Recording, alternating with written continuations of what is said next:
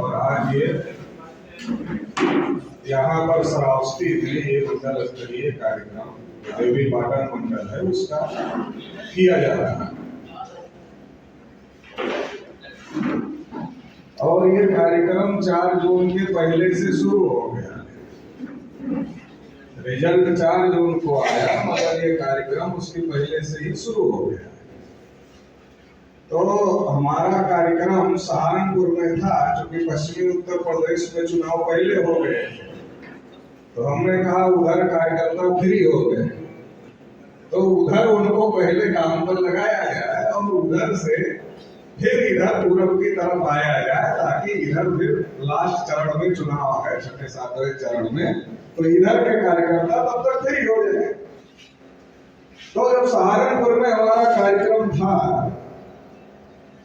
तो कुछ जो हमारे ओबीसी के लोग कार्यक्रम में आए थे वो कह रहे थे कि पटेल जी ये कार्यक्रम या तो 4 जून के बाद रखना चाहिए था या तो इलेक्शन के पहले रखना चाहिए था।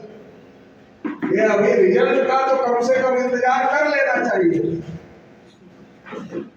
तो हमने उनको कहा, लोगों को सार्वजनिक तौर पर कहा, आपको भी बता रहे हैं कि 4 जून को जो रिजल्ट आने वाला है उसमें 2 ही बातें होने वाली। एक बात ये हो सकती है कि कांग्रेस सबसे बड़ी पार्टी हो जाए और उसके नेतृत्व में सेंट्रल गवर्नमेंट बन जाए। दूसरी बात ये हो सकती है कि बीजेपी सबसे बड़ी पार्टी हो जाए और उसके नेतृत्व में सेंट्रल गवर्नमेंट बन जाए।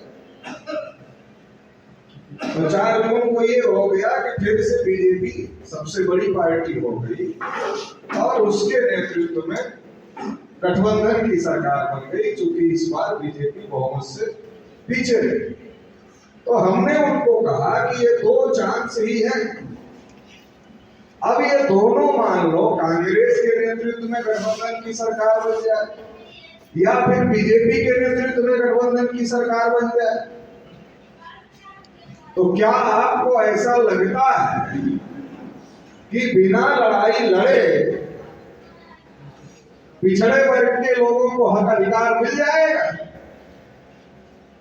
तो उन्होंने कहा कि नहीं, ऐसा लगता तो नहीं।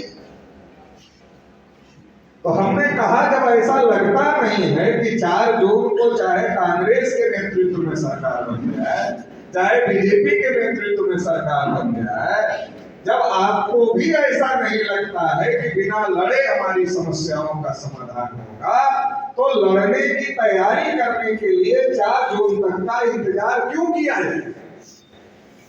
लड़ने की तैयारी जारी रखा जाए।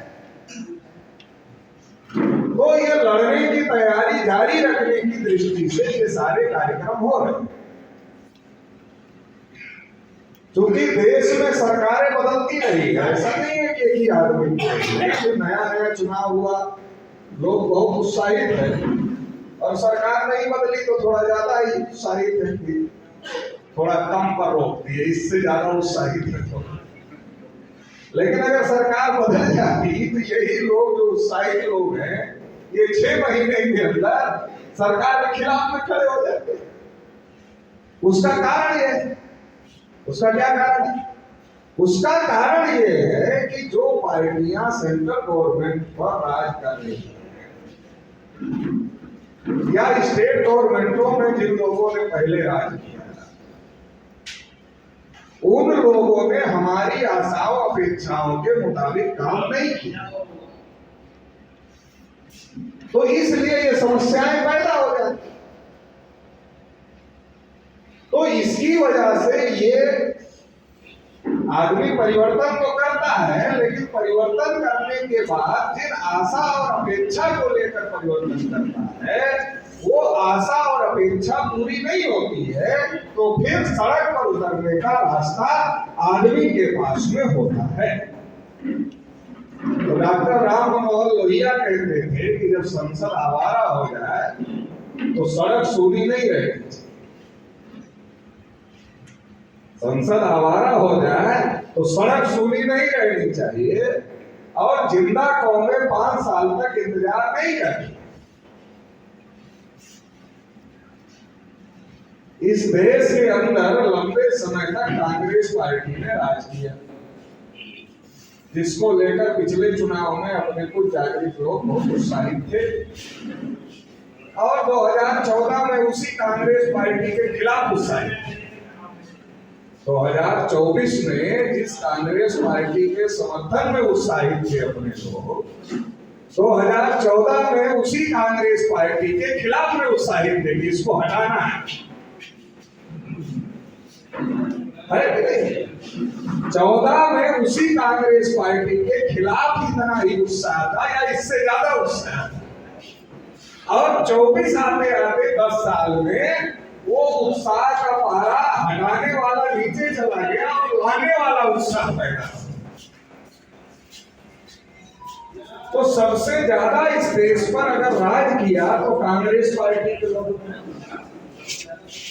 और कांग्रेस पार्टी के लोगों ने सबसे ज्यादा समय तक अगर राज किया, तो अगर कांग्रेस पार्टी के लोग हमारा हक अधिकार देना चाहते तो दे दिए होते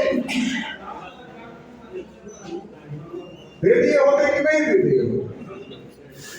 सबसे ज्यादा समय तक राज किया तो वो चाहते तो दे देते, मगर उन्होंने नहीं दिया।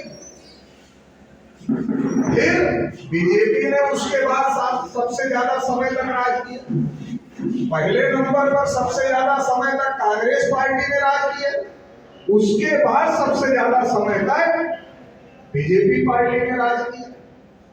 अगर बीजेपी वाले भी चाहते तो वो भी हमको हमारा हक अधिकार दे देते, तो हमें ये बैनर पर नहीं लिखना पड़ता जाति आधारित जनगणना करो और अपना कुर्सी खाली करो, ये लिखना नहीं पड़ता।